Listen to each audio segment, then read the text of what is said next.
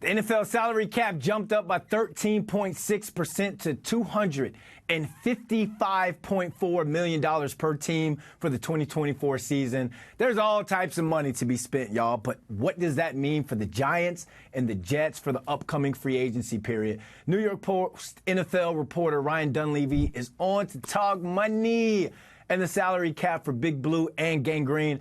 Ryan, after the report came out and I read your article, one thing for sure, the NFL ain't broke at all. The cap for the upcoming season, like we said, is set at $255.4 million. One, that's an historic jump. And two, it's about $10 to $13 million more than previous estimations.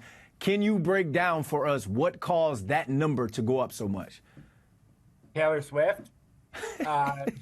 There was certainly I joke, but there was certainly a Taylor Swift effect.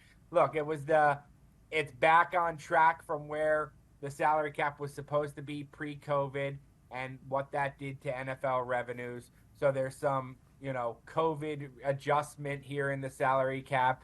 There's the Taylor Swift effect, which is real, unprecedented media rights, more people watching the NFL than ever before.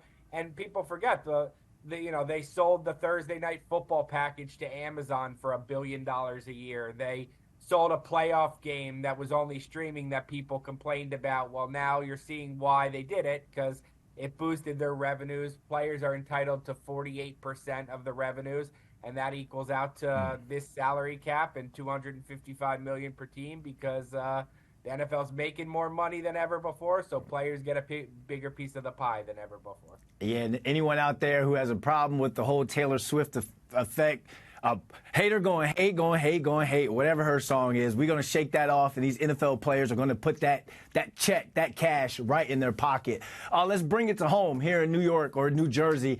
How does the increase in the salary cap help the Giants as they go into the free agency period?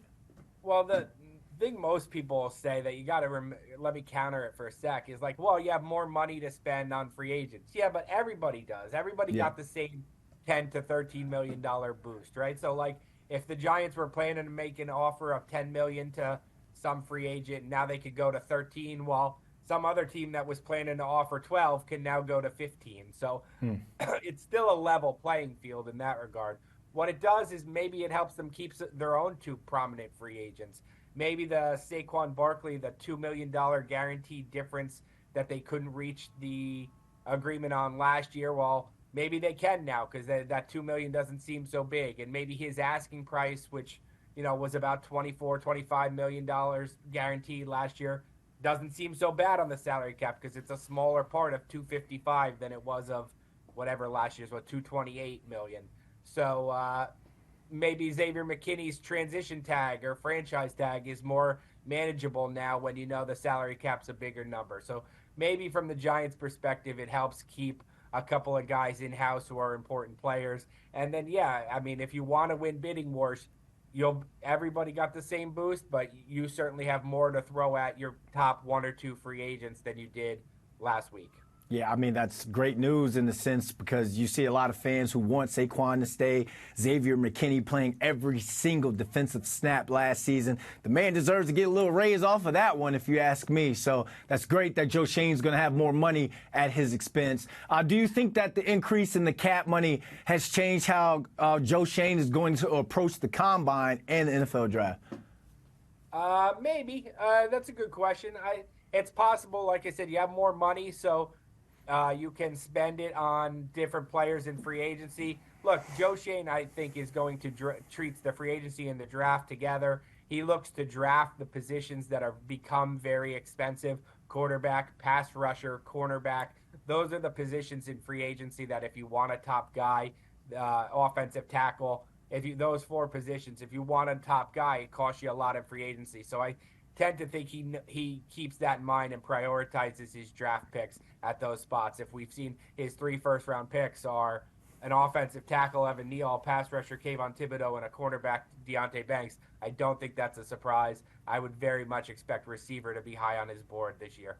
All right, let's talk about another Joe Douglas. We're going to head on out to Florham Park. How is the cap increase going to help the Jets? The Jets are pretty tied up against it, so that maybe they keep a guy like John Franklin Myers, who is still a productive player, but his salary cap hit was maybe going to force him to have to restructure his contract, maybe take a pay cut, maybe be a cap casualty.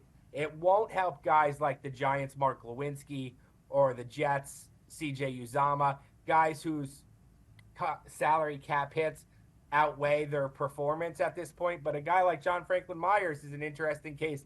He's still productive, so maybe the extra salary cap hit room helps him stay on the Jets because, again, he's eating less of a percentage now. His number stays the same, even though the cap goes up. And then Bryce Huff, the Jets' big free agent, he obviously is going to want the biggest deal he can get in free agency. He said as much, no hometown discount. Well, the Jets now have more to offer him, and if they wanted to franchise tag him, now they have a little bit more to swallow that up.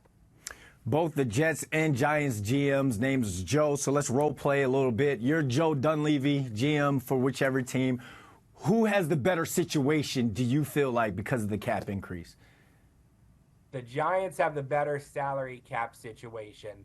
The Jets have the better roster. And that's probably how it should be, right? Teams with good rosters shouldn't have good salary cap situations. So I'd rather be the Jets right now for a one-year situation, assuming Aaron Rodgers is healthy and with their defense. I'd rather be them.